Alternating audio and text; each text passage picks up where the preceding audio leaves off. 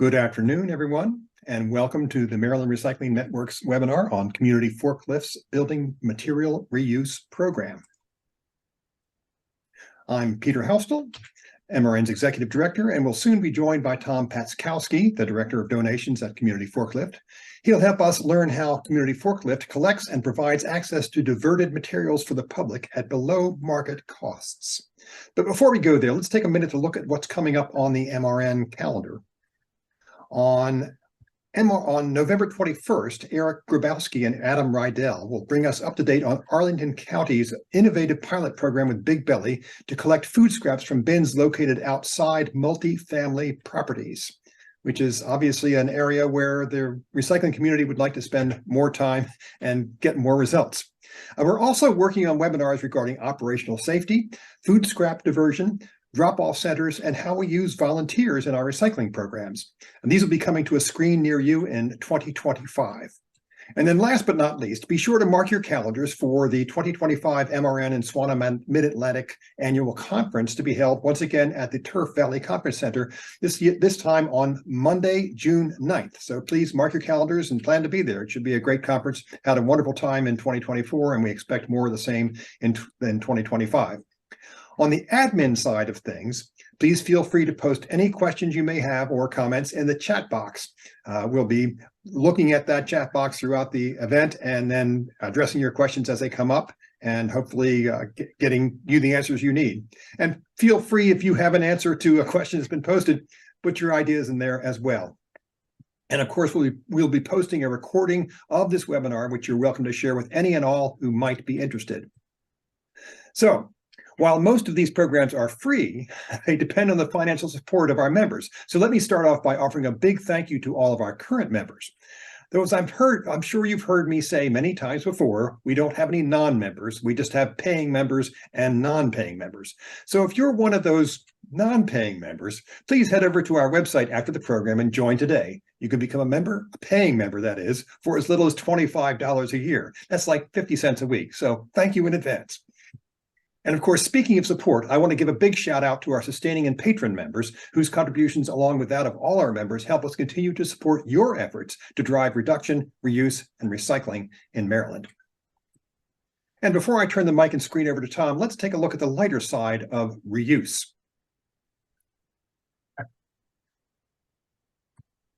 Okay, without further ado, it's time to turn the mic and screen over to Tom so he can share the Community Forklift story with you. Tom, grab the screen and take it away. So here we go with finding ways to reuse things. Here's our pick up or donation crew team, and then the basic idea of what we're trying to do here. What is reuse? State of waste? Who are we? Why reuse matters? And then, of course, how we can help. So initially, of course, look how happy reuse makes people.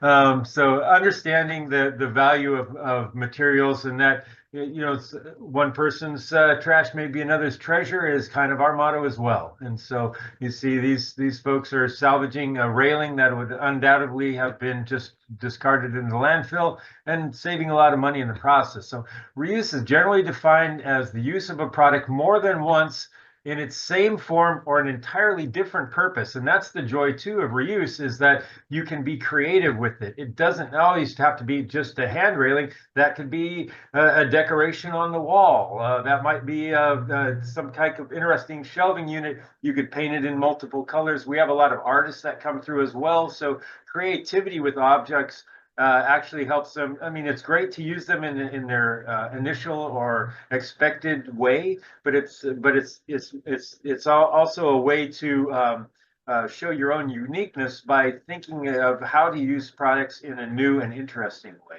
And so that's one of the things that's inspiring about reuse, is it just doesn't have to be its specific thing.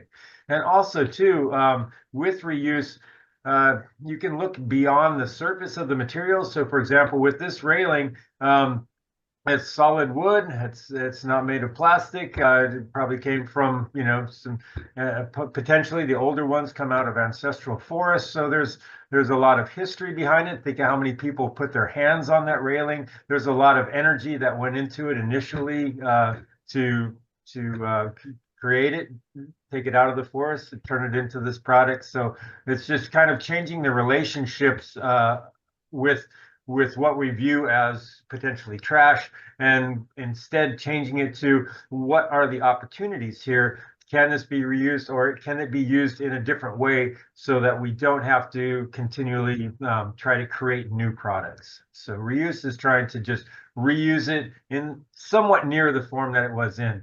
So the state of waste, as we all probably know, about 600 million tons of construction and demolition debris were generated. The last figure we had was 2018, and more than twice of that, twice the amount of municipal solid waste. And so construction debris is a big problem. And we know that there's recycling opportunities with certain things like concrete, in some places wood. It depends on where you are and what's available. But the amount of construction and demolition waste is very high. And part of that is the mindset of throwing things away rather than finding ways to reuse them, or being more thoughtful when things are removed. And we'll get to that a little bit later as well. So the annual construction waste is expected to reach 2.2 billion tons globally by 2025.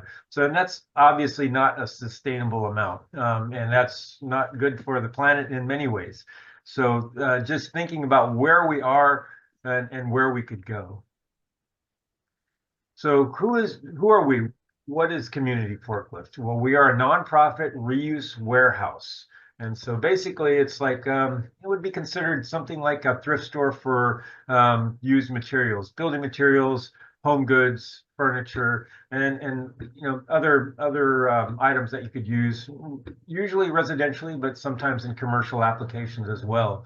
We were opened in late 2005, so coming up on our 20th year. And we're located in a low and to moderate income community who we serve. And we're on a brownfield site. And what we do is we provide low-cost building materials to the community. And that's really key. So keeping these materials out of the landfill, but also making them affordably or for free available to the local community, and anyone can shop in our store. So far to date, in those roughly 20 years, about $45 million worth of materials have been diverted. We have 35 good green jobs that have been created here with benefits. And we have about 58,000 store visits per year. So it's can be a very hopping place because it's interesting. There's a lot of intriguing objects that come through here, and it's just a fun place to gather as well. So the mission of Community Forklift is to eliminate waste and foster a healthier environment by recognizing, retaining, and returning the value of used and surplus materials to the community. So as a nonprofit reuse warehouse, we collect the donations of new and gently used building materials, home essentials, and all the other items. We redistribute them to the community for free through our community giving programs, or sell them in the store at below market prices. And we're open like almost every day of the year. So we're diverting good reusable materials from the landfill, and that's a constant. It's just, it's a shame how many materials that are still in good condition are thrown away.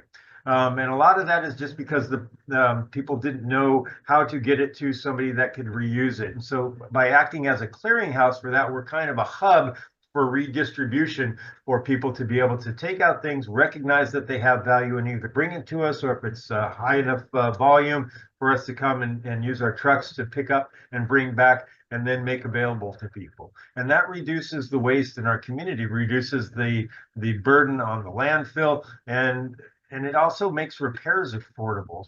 So you can actually be able to, rather than getting a brand new toilet, which might be, it's porcelain, it's going to be very similar to the one that you can get here.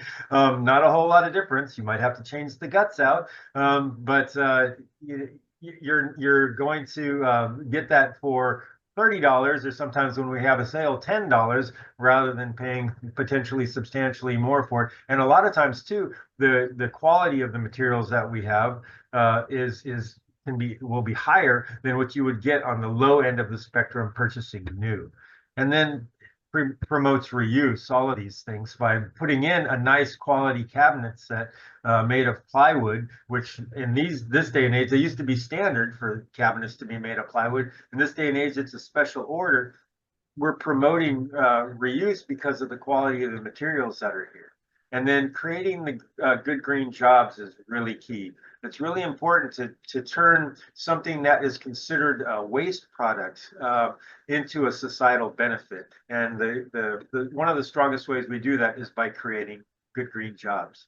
And then, of course, boosting the local economy as well. With those cabinet sets, for example, we have a number of small business contractors who will install these cabinet sets for people. So not only are people able to get a higher quality cabinet set, for example, at a lower cost, but they're also supporting a local small business to have it installed at the same time. So it has multiple benefits to reuse rather than trying to create new.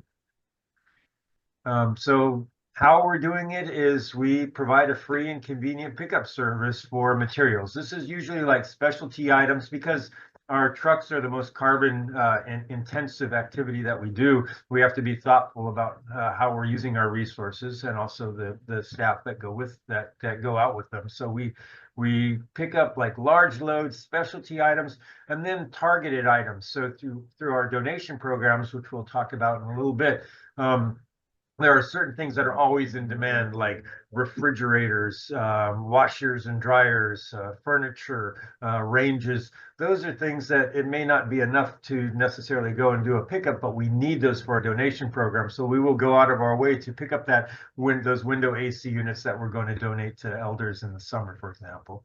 And then we also accept drop-off donations in our warehouse on a daily basis, and we get a lot of interesting artifacts that way as well. So our HE, Home Essentials, and CBB, Community Building Blocks programs, those are our donation programs. They support individuals and community groups. And then we also make items available to the public. In person, again, anyone can come to the warehouse. Things are generally priced half of retail or less. And so you can get a really good deal on some really neat things. And it's not just building materials. We also work with estate sale companies. So you'll get just a wide variety of materials that you see in the store. And it's constantly changing. So it makes it kind of an intriguing place to go. And then the items are available also online. So we have online platforms on eBay as well as Shopify. And then here's a list, just a general list of things that we take. This is mainly like the building materials that we accept. But again, we take a wide variety of home goods and furniture as well. And you can always, if people are interested, email and ask more specific questions. But we always have to judge things or evaluate them in person because you can't smell cat urine from a photo. And then where do we get the materials? Well, we get the materials from homeowners.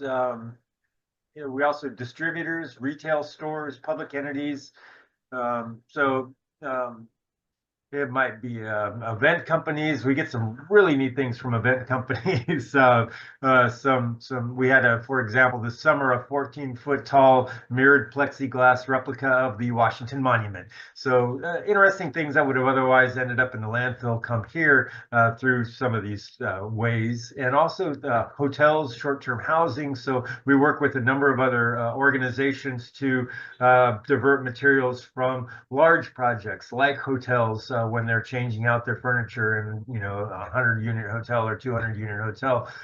We find a way to divert those from the landfill together, and it seems to work best for us too. It's like to work with other organizations. It makes us all stronger and able to do more together. And then we also, through secondhand materials sellers, also donate materials. And then, of course, construction companies, realtors, wholesalers, waste haulers as well, and auction houses, transition services, downsizing, for example, and then at times trash haulers. And that leads us to a form of salvage or saving materials, how to access those materials. One way is through deconstruction. One of the things with construction is that a lot of the waste that occurs is just because the time isn't taken to save materials out. And the process of artfully salvaging materials or taking them apart with the intent of reuse is called deconstruction. So it's basically reverse engineering the construction process. And this is a great way to save materials on a job site, to keep them from being thrown away. And also it ends up being a fantastic way to train trades training with people, to give them skills that can be, adaptable and useful in other fields or as they continue on their careers. So deconstruction being construction in reverse, it's like, rather than dumping the materials in landfill, that you can take apart. Deconstruction can be taking apart a kitchen, as in the photo, or it can be in a full house. Now, we don't do structural work, so we're not taking a full house down, but we do selective, what we call skims, where we're going through and pulling out as many materials as possible, and also have worked with and trained a number of other and encouraged a number of other construction companies to be more thoughtful when they remove these things. It really doesn't take that much more time to take them out thoughtfully and save them for use. Than to just smash them and throw them in the dumpster. Maybe somebody likes slinging a sledgehammer and crushing things, but that's really not the best way to go about doing your job. You certainly wouldn't do that with a used car.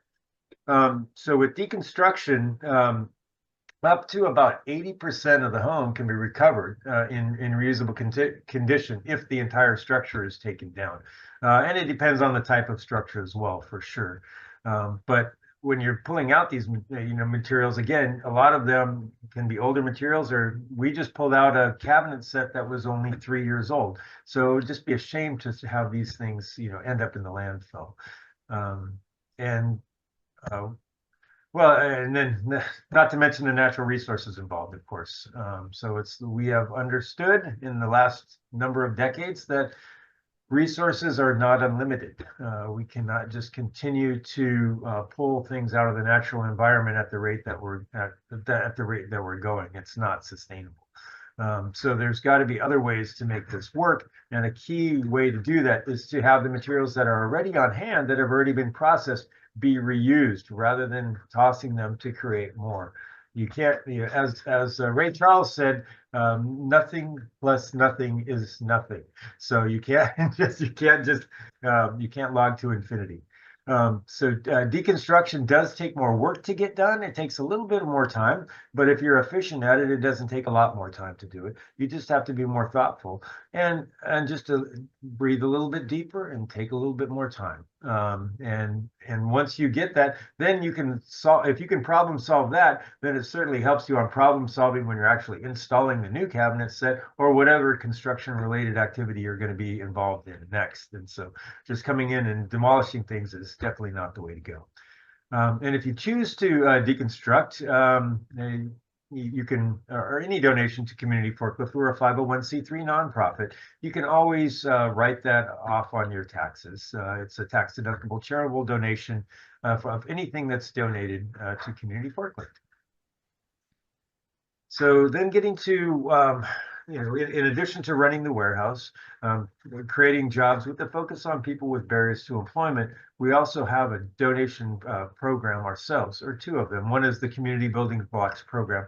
And what we're doing there is we're providing grants of free materials to organizations, community groups, and just neighborhood organizations and broader organizations as well that need building materials or furniture or home goods.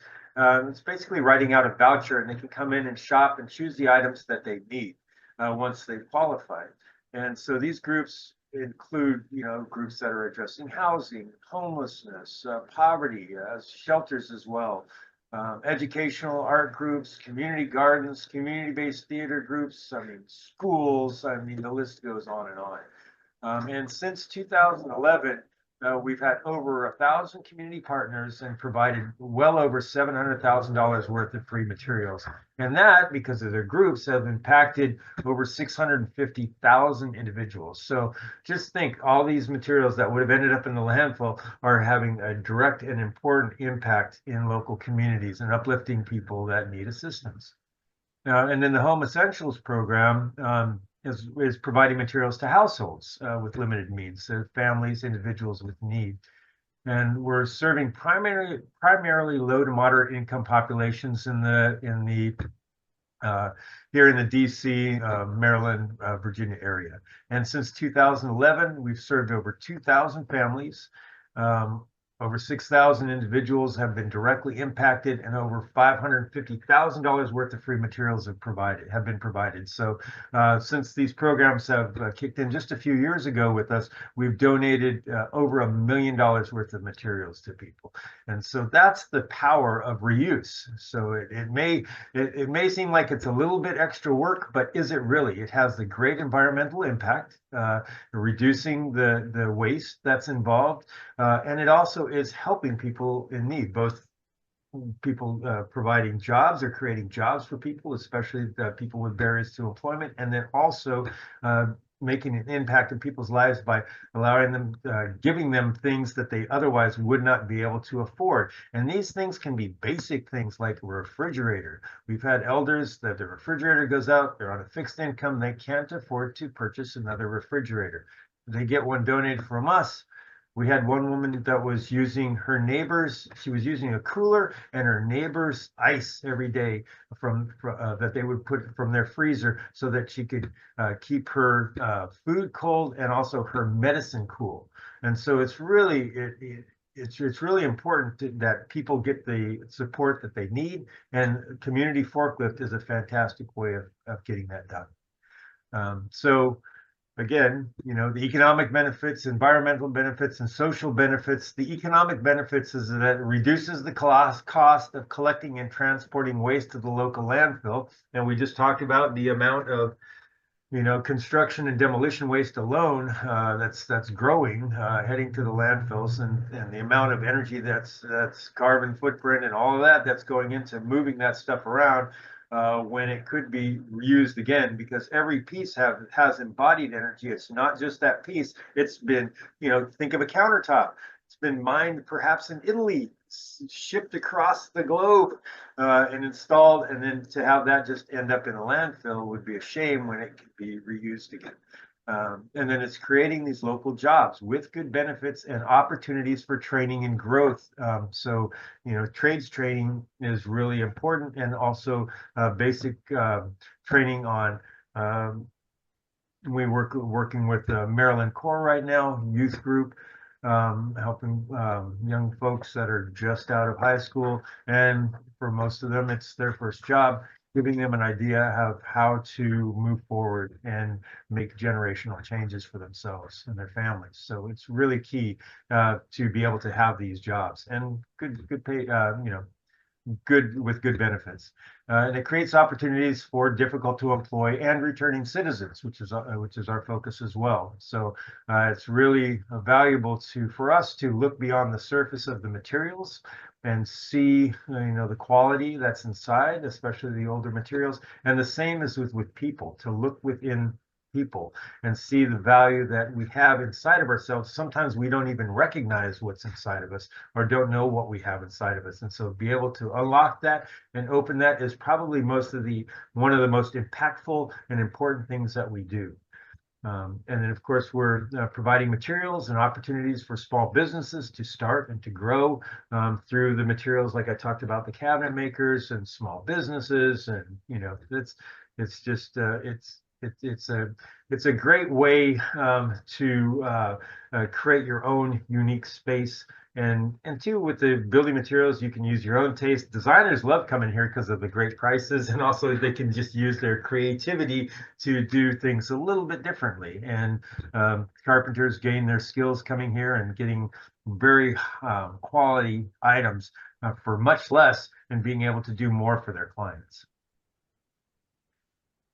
And then the environmental benefits as well. I mean, we're diverting millions of dollars of materials from the landfill. That's huge. And then also the education aspect is also very important. Raising the profile of issues related to waste itself, and sustainability, and as well as climate change. I mean, we can't just continue to do the same things that we've been doing. We have to be able to change, and with all the resources that we have that have already been formed into products or moved, it's very important for us to find ways to get those items reused and not just continue to throw things away. It's been said that that after World War II, we kind of got into this throwaway society. And prior to that, we were more likely to use things again and again. And I think it's really key for places like Community Forklift to inspire people to get back to those basic roots of reusing materials as much as possible, getting the full life expectancy and more out of the materials that have had so much energy put into to bring them out and turn them into what they are. And then it also reduces the impact of pollutants as well, to reuse them again and not just, manufacture and manufacture and manufacture, and transport, which are huge. And it reduces the need for using virgin materials as well, and scarcity. And two, I mean, think for example with trees, generally they don't even gain their immune system until they're after 20 years old, and so you've got some beautiful old lumber. And you think of the history when it went back, it was probably milled on site to build that house 100 or so years ago, and it's just it comes from ancestral forests. It's better quality than we can usually find in the stores with fast growing trees that are quickly chopped down now. So it would be a shame to continue to lose our history by just throwing these things away. And then, of course, it reduces the impact on the dump. And the social benefits are great. So, obviously, the thing about Community Forklift that really strikes me is that this is a place where everyone is welcome. And in a time when many issues or ideas are contentious and people have disagreements, most people can agree that getting a good deal is a good thing, and having interesting items that are saved and that are of good quality are good things. And so we have some really interesting conversations here, and it's a great place for people to, regardless of ideas, agree on things. And I think that's really important. And so it's a good place to socialize. It's an entertaining place to be. And it's an active creative space as well, because you may have, oh, how do I do this? And you might have a contractor next to you that can give you an inroad, or you might have a designer and be like, well, have you ever thought of this? And so there's all opportunities for us to kind of learn from each other and to speak and feed off each other's ideas and energies in order to get these things reused, and also to just create a stronger societal impact through our relations with each other, respectfully talking with each other, and learning from each other. And then, we have also art exhibits, and we had the Veteran Art Show, which was awesome. Veterans came in and showcased and sold their work. So it's just a community-based place that allows the freedom of being able to express yourself and safely discuss and engage with others around you. So I think that's a big social benefit. And of course, the huge social benefits are creating the jobs, and also do the community support work that we do. Those are fantastically important for our society. So how can you help? Well, here's one. If you have someone that's working on a construction project or a design project, or changing out their furniture, or thinking about buying some home kitchen items, or whatever it is, advocate. Say, hey, when you're pulling out your old cabinets, what are you doing with them? What are you doing with that door when you're done, when you're going to take it out? Oh, that dresser looks like it's in good shape. I see you're getting a new one. Where's that going? Advocate. Talk to your friends, talk to your neighbors, advocate for reuse, and then also think about redesigning spaces and how you use things. You can change things up, mix them out. Think of Community Forklift as a lending library for building materials and home goods. So it's like a community share area, affordably priced, where you just kind of bring your stuff back and forth. And then let friends and associates know about Community Forklift, and let them, if they're doing a project, let them know to think about early. to tell their contractor they would like to do it this way. They would like to have those materials salvaged, to get on our schedule so that we can come and pick it up in a timely manner. Not the last mad scramble and then everyone gives up and throws away. We don't have to give up. A little bit more thought into the process and a little bit more energy, and it will take a little bit more effort. But is it really more effort when you consider the amount of effort that's already gone into creating these materials? It's actually less effort. So putting a little bit more effort to make sure that these things get saved is really key. And just spread the word. Come to the warehouse. Have a good time.